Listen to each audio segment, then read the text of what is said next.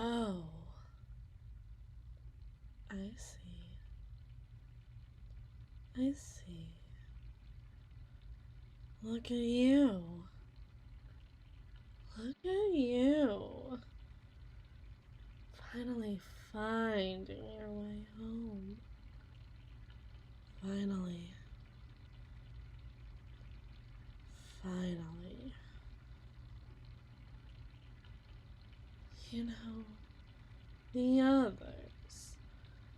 The other woman. You know, they're a flighty bunch of folks. They're liable to assume that you may never return home to them. Never! Such would be the case with their own spouses, after all. Lost to a world that's just as capable of being as unbearably cruel to you as it is to them. Led astray in all the ways one can possibly be. But not me. No. Not me. Oh, if only. I always knew.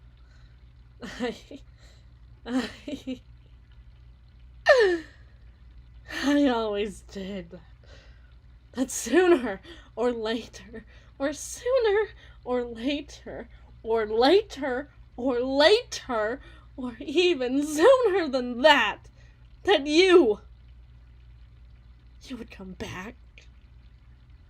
You would return home. You'd have to. And you did. There are just some things too valuable to lose. Aren't there? Maybe that's where the dread lives in those women's feeble, gentle hearts. The fear of losing something that's just too precious to find again in this life. What a curious way to think. I don't truly think I was meant to understand it. If I simply must be frank, dear. Sugar melts away on your tongue, cigarettes burn to ash, ice cream melts in the hot sun, and even the brightest, most brilliant sparks can be snuffed out by nothing more than a few snowflakes. There's simply nothing good in this life that can't be rendered into rubble before your very eyes.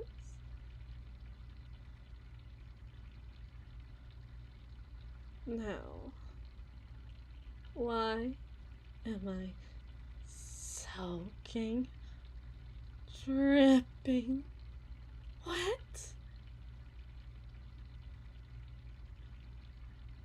I think you already know why. You always did have such a brilliant mind. Overworked and overclocked, of course, but nobody could blame me for wanting that all to myself. My love, I don't mind.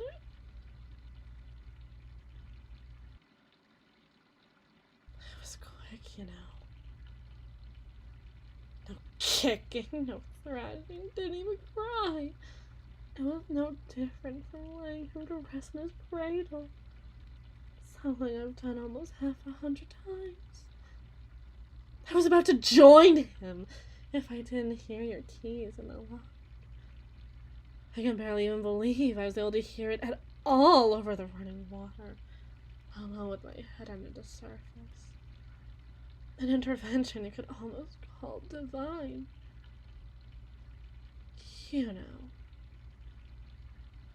despite this being a baptism of merely overtures alone. But I had a thought. I had half of have a half of a thought sparking between my fucking neurons. Before it all went black. I think they'll be coming home soon. I wonder if I'll miss them. Well, do you? Do ya? Do ya? If you were home 2 months ago, this wouldn't be a problem. And if you were home 2 days from now, you wouldn't have anyone else to blame. Just think. As long as an empty cradle remains, they'll say it was a monster. Heartless for committing the darkest arts of the postpartum. I mean, what did they expect from you, truly? What could you have done, truly? As the bewildered spouse of the brave, desperate, soon departed. Truly! Certainly there's no way for you to be even capable of matching the devotion of the tree that bore your beloved fruit. I mean, heaven forbid that you be rooted in kind, tied down by the mama who bore your seed, who gave you no way to handle things, who makes you so sad. Heaven forbid it. Heaven?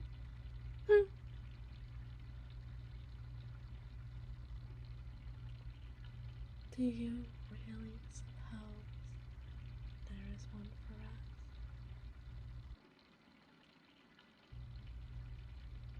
us? Oh, I see. You think that all of this has nothing to do with you. As if the crime wasn't committed first when I gave birth. If anything, I'm just inflicting what was put on me. All I did what I thought was right. And I sent the innocent back to the earth. I'm no nurturer. I need as much as I give, and I need a lot. I'm no better than the brats that plead and cry for their feedings as they wrench their nutrition from my unwilling body. You left us. You left me. And isn't that just so grand? So easy? Weeks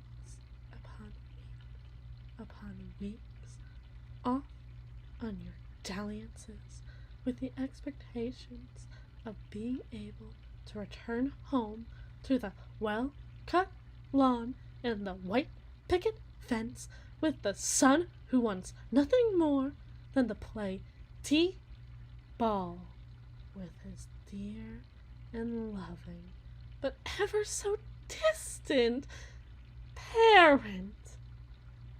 And the wife who knows to have dinner on the table by 7 and her mouth open for the fucking by 9.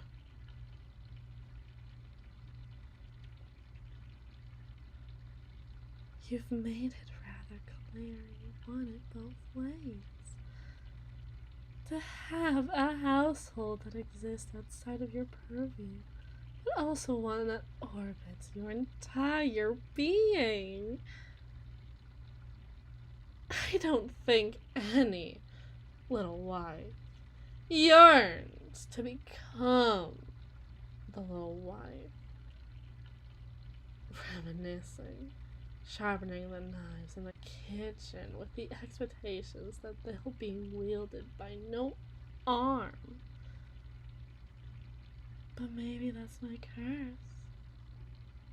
I just can't imagine Sisyphus happy! I am grateful I'll bear no daughters. I can't imagine looking in her big, innocent black eyes and staring back at her with my own and having her still believe that I love her simply because I can't imagine Sisyphus happy!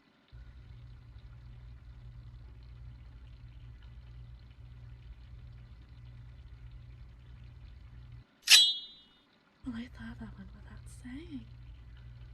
I got one foot through to death's door. I just figured you might as well finish the job. Finish me. Like I know you've been wanting to. Finishing me in the only way you can. Or are you halfway out your own door as well by now?